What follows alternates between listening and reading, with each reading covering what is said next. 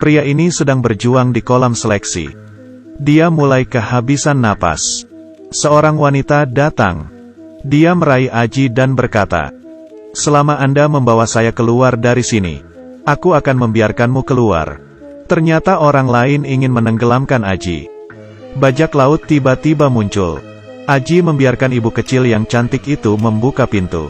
Lompat ke dalam air.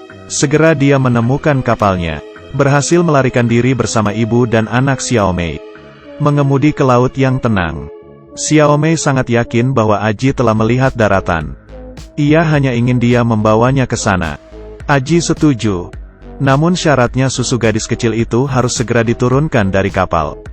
Karena kapal ini hanya untuk 2 orang. Kecepatan berlayar mereka sangat lambat. Dan air tawar tidak cukup untuk 3 orang minum.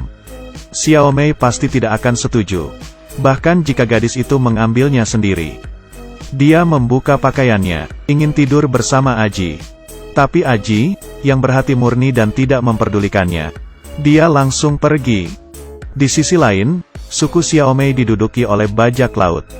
Raja Laut sedang mencari gadis kecil dengan tato. Konon tato di punggungnya adalah peta ke dunia baru. Dan saat ini Aji masih belum mengenal gadis kecil ini. Ini putri Xiaomei. Saat ini sebuah pesawat melihat mereka. Dikirim oleh pemimpin bajak laut. Xiaomei dengan seenaknya menembakkan panah tali ke kapal. Pesawat itu tersangkut tali dan mulai terbang berkeliling.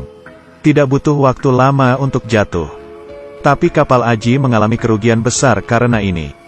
Anda tahu dunia air tanpa akhir. Perahu itu adalah hidupmu. Aji mengeluarkan sebuah pisau untuk memotong rambut mereka. Segera mereka bertemu Ronin lain.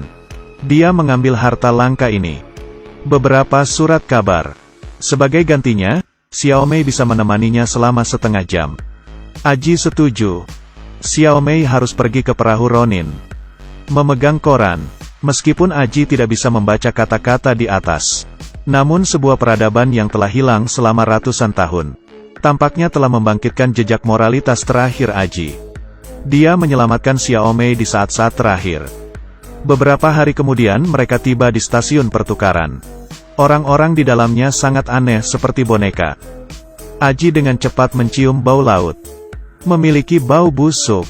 Ternyata orang-orang di stasiun perdagangan itu sudah lama terbunuh. Tergantung di sana. Tidak jauh di bawah air. Beberapa perahu motor telah lama disergap. Aji akhirnya mengerti. Rahasia laut yang sering muncul tertarik pada gadis kecil itu. Xiaomei harus memberitahunya. Tato itu bisa jadi peta untuk mendarat. Aji mengatakan bahwa dia belum pernah mendarat sama sekali. Dari mana asalnya tanah itu? Aji mengeluarkan kabin udara dari bawah dek. Biarkan Xiaomei masuk. Aji mendorong kapsul udara dan perlahan menyelam ke dasar laut. Tak lama lagi gedung-gedung tinggi yang tak terhitung jumlahnya akan terlihat. Kota dan jalan yang ramai di masa lalu. Sekarang dalam kondisi bobrok. Menyelam ke dasar. Aji memungut segenggam kotoran. Ini adalah benua yang telah hilang selama ratusan tahun. Muncul. Xiaomei akhirnya percaya bahwa tidak ada lagi daratan di dunia ini. Saat ini bajak laut naik ke perahu Aji. 2 orang hanya bisa melakukannya dengan tangan. Bos bajak laut tidak bisa menunggu. Mempelajari peta di belakang gadis kecil itu. Aji memanfaatkan mesin itu untuk terjun ke laut bersama Xiaomei. Peluru di belakangnya datang. Untungnya, Aji telah berevolusi di belakang telinganya. Perahu itu terbakar saat mereka naik. Aji datang ke kabin. Tapi saya menemukan benda hijau yang digambar oleh Xiao Wenqi sebelumnya. Dan buku yang saya ambil dari dunia bawah laut. Dicat persis sama. Bagaimana seorang gadis bisa tahu? Seperti apa keadaan ratusan tahun yang lalu? Kecuali jika dia benar-benar bertemu. Xiaomei juga berkata, ia menemukan buayan putrinya. Memang ada rahasia. Tapi sekarang meski mereka yakin ada benua, tidak bisa apa-apa. Karena kapalnya telah hancur. Tidak diragukan lagi keduanya akan mati. Tiba-tiba ada panggilan dari langit. Ayah Xiaomei sedang menerbangkan balon udara. Ternyata pada hari para bajak laut menggeledah suku tersebut. Ayah tidak menemukan ibu dan putrinya yang kecil dan cantik. Jadi dia harus pergi dulu. Putar layar. Aji seorang diri muncul di kapal bajak laut. Bos bajak laut itu mengangkat senjatanya.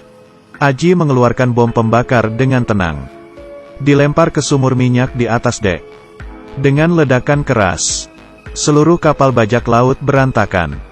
Aji pergi bersama dengan gadis kecil itu. Dan Xiaomei sudah mengangkatnya di udara dengan balon udara. Beberapa orang akhirnya lolos. Pada saat ini, ayah Xiaomei menemukan, jika ether adalah referensinya, tukar kutub utara dan selatan. Menurut peta di punggung gadis itu, daratan ada di belakang.